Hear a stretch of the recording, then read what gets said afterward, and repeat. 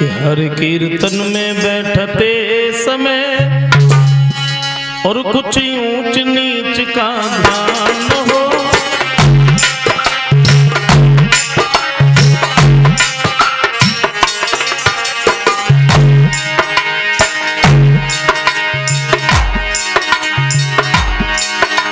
हर कीर्तन में बैठते समय कुछ ऊंच नीच का ध्यान हो। अपने घर का, अपने बल का, अपने तन का अभिमान हो।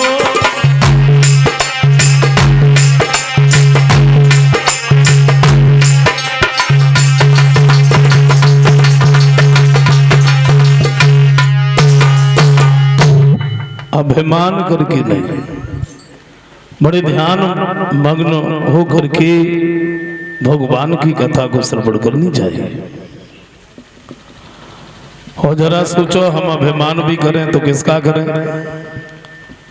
अगर हम ये कहें कि हमारे शरीर में अधिक ताकत है, या मैं अधिक सुंदर हूं, या मेरे पास में अधिक पैसा है,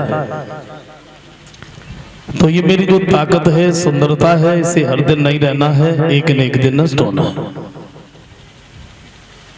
अगर हम ये कहें कि हमारे पास में अधिक पैसा है, तो इस पैसे से भी हमें हर एक चीज नहीं मिलती है।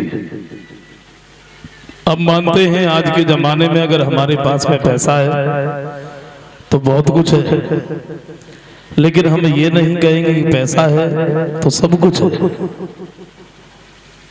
कहने का मतलब मेरा ये है, धनवान होने के साथ साथ चरित्रवान होना अत्यावश्यक है, न कि अभिमानी होना।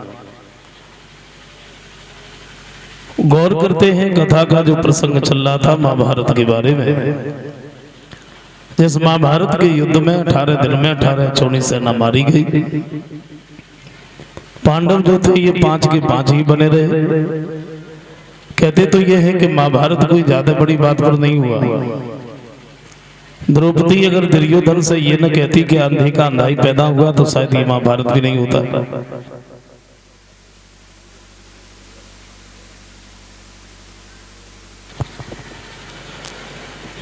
और नहीं कहना चाहिए था कि कोई रिश्ते में जेठ लगता था। विद्वानों का कहना है कि अपनी जिह्वा से कभी किसी से ऐसे शब्द मत बोलो जो दूसरे की आत्मा को दुख पहुंचाए, कष्ट पहुंचाए। और इसी जिह्वा से हम अपने को पराया कर दें, पराये को अपना कर लें। वशीकरण एक मंत्र है, तुम तज दो वचन कठोर। जो मीठा बोलते हैं उनका सब लोग बड़ा सम्मान करते हैं। कभी कहते हैं तो मैना जो मैना कहती है और पिंजड़े में पाली जाती है।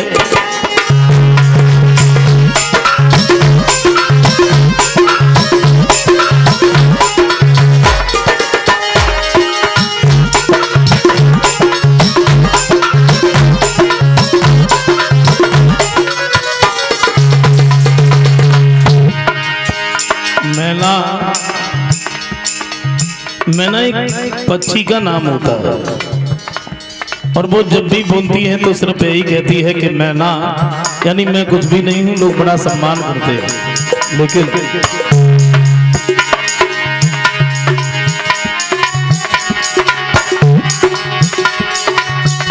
तो मैना जो मैना कहती है और पिंजड़े में पाली जाती है।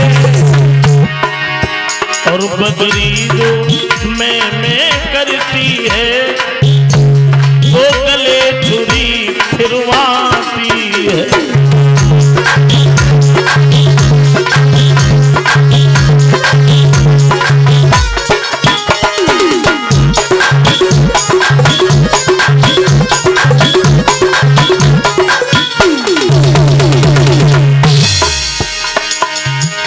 मैना तो ये कहती है कि मैना, यानी मैं कुछ भी नहीं हूं, लोग बड़ा सम्मान करते हैं। और बकरी जो ये कहती है कि मैं, अभिमान भरा शब्द, वो भाषा भी बदल जाती है। कब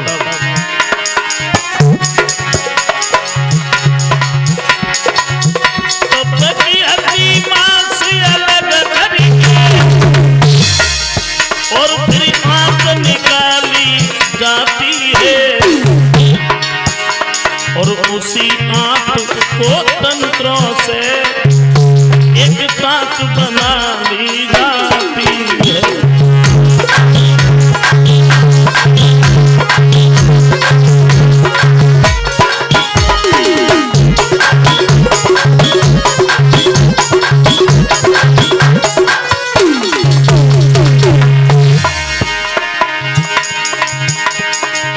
उसी ताक को ले जाई के दुनिया को दे दी जाती है। और जब उसका डंडा बजता है तब तू ही गाती है।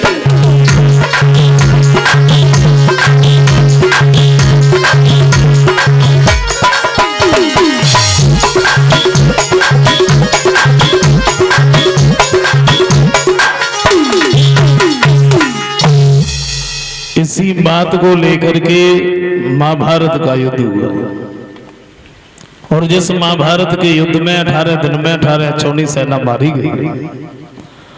पांडव जो थे ये 5 के 5 ही बने रहे। दुर्योधन अंतिम सांसें भर रहा है। द्रोणी का पुत्र अश्वत्थामा सामने पहुंच गया। जवाब दिया है अगर तुम्हें कुछ देखने की इच्छा है तो तुम हमें बताओ। अश्वत्थामा कहता है हमें और तो कुछ भी नहीं देखना है, देखना है तो पांडवों के सिर वो भी कटोगे। और जब दुर्योधन ने ये कहा पांडवों के सिर देखना चाहते हैं तो जवाब दिया तुम बिल्कुल भी चिंता मत करो, आज ही हम जाएंगे छल से बल से किसी भी तरह से पांडवों के सिर काट करके तुम्हारे पास में लेके आएंगे। अश्वत्थामा जब चला है और रात का समय था तो भगवान कन्हैया इसकी चाल को समझ गए। श्याम सुंदर ने क्या किया, जिस जगह पर पांडव लेटे थे उन्हें वहां से उठाया, वहां लिटा दिया जहां पर उनके बच्चे लेटे थे, और बच्चों को उठा करके वहां लिटा दिया जहां पर पांडव लेटे थे। अश्वत्थामा नहीं समझा, रात का समय था। बच्चों को पांडव समझ करके इनके सिर काट करके ले आए। दुर्योधन के सामने इन सरों को पटक दिया। जवाब दिया है कि हम पांडवों के सिर काट करके लाए। तो दुर्योधन कहने लगा तू तो ऐसे कह रहा है जैसे पांडव कोई गाजर और मूली हैं जो काट के ले आए। और जैसे ही दुर्योधन ने देखा कहा ये तूने क्या कर दिया, ये पांडव का ये तो उनके बच्चे हैं और मैंने तुझसे ये तो नहीं कहा था कि तू बच्चों के सिर काट करके ले आए। ये तूने क्या किया, पांडव कोई गैर तो है नहीं, है तो अपना ही। अब तो कोई मेरे वंश में ऐसा भी नहीं रखा जिससे वंश भी आगे बढ़े। और उन सरों को देख करके दुर्योधन बहुत रोया और रोते ही रोते अपने प्राणों को छोड़ दिया। सवेरा जब हुआ है तो द्रौपदी अपने पतियों के दर्शन करने के लिए वहां पहुंची है तो क्या देखा है कि उसके पति तो नहीं है, बच्चों के धड़ पड़े हैं, सिर वो भी नहीं है। दहाड़े मार मार करके द्रौपदी जब रोने लगी है, द्रौपदी के रोने की आवाज जब सबने सुनी है तो भाग करके सामने पहुंचे। भगवान कन्हैया भी नजदीक गए हैं तो श्याम सुंदर ने क्या देखा।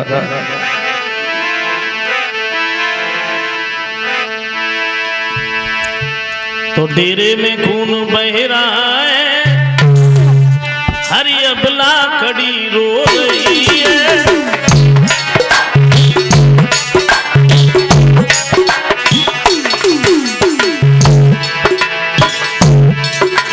देखा है श्याम सुंदर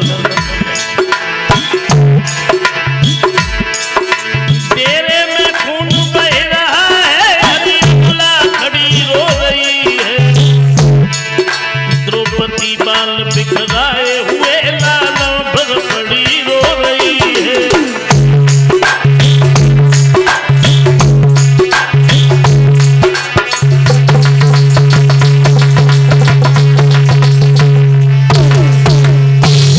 भगवान कन्हैया ने देखा है जो भी आता है वो रोने में लग जाता है। द्रौपदी ने जब श्याम को देखा तो रोती हुई सामने पहुंची हैं। जवाब दिया है भैया क्या तुम्हारे नाटक रचने में अभी कोई और कसर बाकी है? श्याम सुंदर कहते हैं जरा सोचो, इस जगह पर अगर तुम्हारे पति होते तो जो हाल तुम्हारे बच्चों का है वही हाल तुम्हारे पतियों का भी होता। तुम्हारे सुहाग की रक्षा करने के लिए मैंने ये सब किया। अर्जुन कहते हैं द्रौपदी तुम बिल्कुल भी चिंता मत करो, जिसने हमारे बच्चों का वध किया है हम उसे पकड़ कर ला रहे हैं, और अगर हम उसे पकड़ के नहीं लाए तो हम तुम्हें अपना मुंह नहीं दिखाएंगे। पकड़ कर लिया। रथ पर सवार होकर के अर्जुन जब चले हैं, श्याम सुंदर भी इनके साथ में है, आगे बढ़ते हुए जा रहे हैं। समझाया है क्या देखा है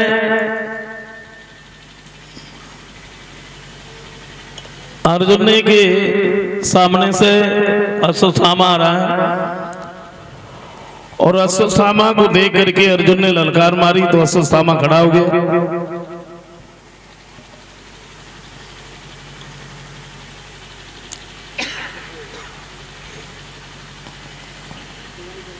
अर्जुन को देख करके बड़ा भयभीत हो गया, सोचा ये तो अर्जुन है और हमने इसके बच्चों को मार दिया, ये हमें जीवित नहीं छोड़ेगा, अब क्या करें।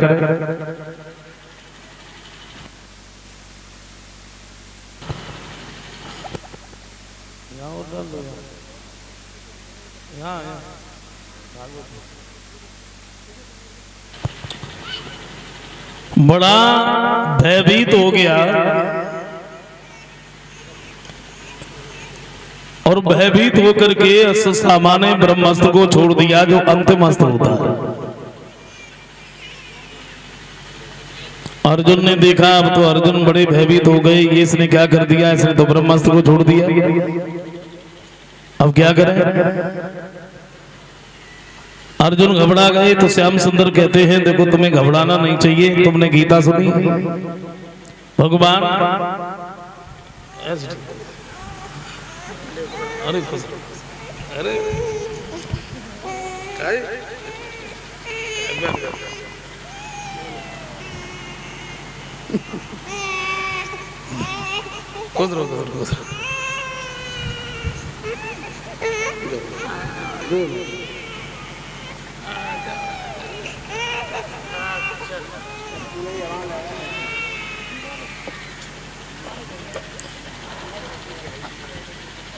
भगवान कन्हैया कहते हैं देखो तुम्हें घबराना नहीं चाहिए, तुमने गीता सुनी है, कभी कभी विष की औषध विष ही होता है।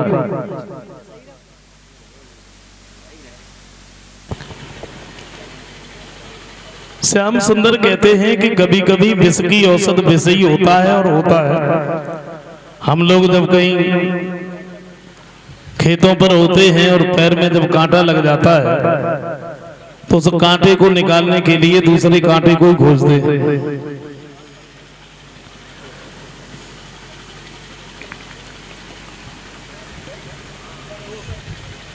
अर्जुन ने भी ब्रह्मास्त्र को छोड़ दिया, दोनों टकराए नष्ट हो गए। अश्वत्थामा को पकड़ करके रथ के पीछे बांध लिया, घर की तरफ ले जाने लगे। अश्वत्थामा रथ के पीछे बंधा जा रहा है।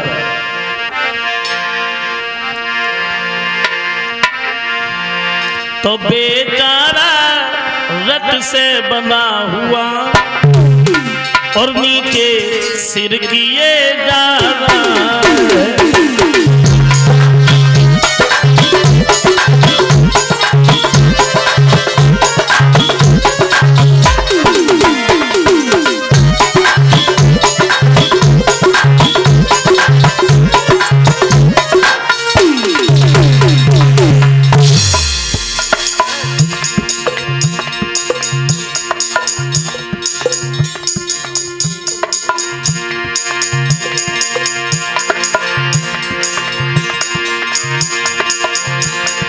हुआ क्या?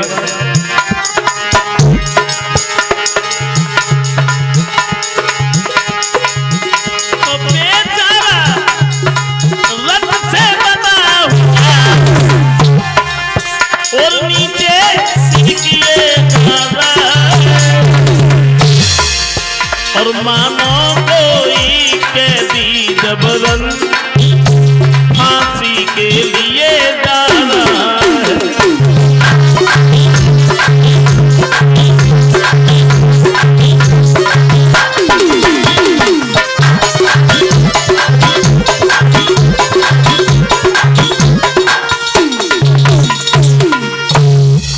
अश्वत्थामा को ले जा करके द्रौपदी के सामने खड़ा कर दिया। जवाब दिया, ये वही दुष्ट है जिसने हमारे बच्चों का वध किया। अब तुम हमें बताओ इसका क्या करें, मार दें या फिर छोड़ दें? तो द्रौपदी कहती है, देखो अगर हमसे पूछ रहे हो तो मेरा कहना यह है कि आप इसे छोड़ दीजिए, छोड़ दीजिए। तुम कह रही हो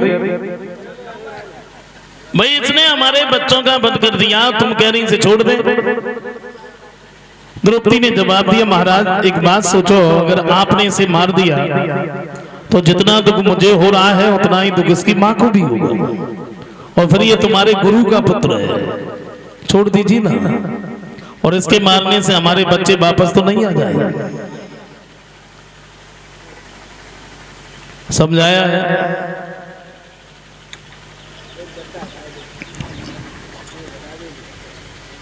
भगवान कन्हैया नजदीकी खड़े थे। श्याम सुंदर कहते हैं, धन्य द्रौपदी तुम्हें, कहा इसने तुम्हारे बच्चों का वध कर दिया, तुम कह रही इसे छोड़ दो। अर्जुन ने युधिष्ठिर से पूछ लिया, बोले भैया क्या करें, इसका मार दें या फिर छोड़ दें? तो युधिष्ठिर कहते हैं, देखो कुछ धर्म के विपरीत ना हो जाए। निर्णय नहीं कर पाए।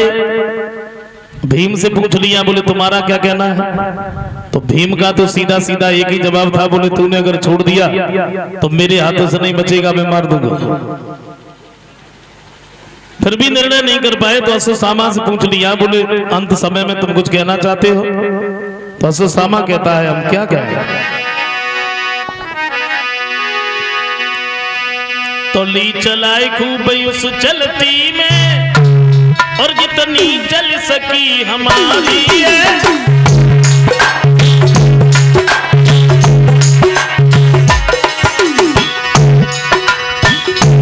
एक बात कही है,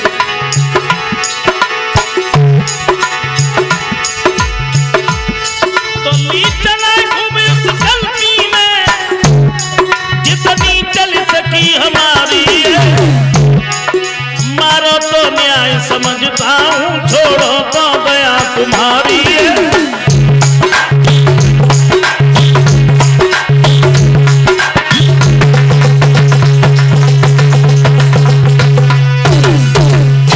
अश्वत्थामा कहता है, महाराज अगर आप हमें मार रहे हैं तो ये बहुत बड़ा न्याय है, क्योंकि हमने तुम्हारे बच्चों को मारा।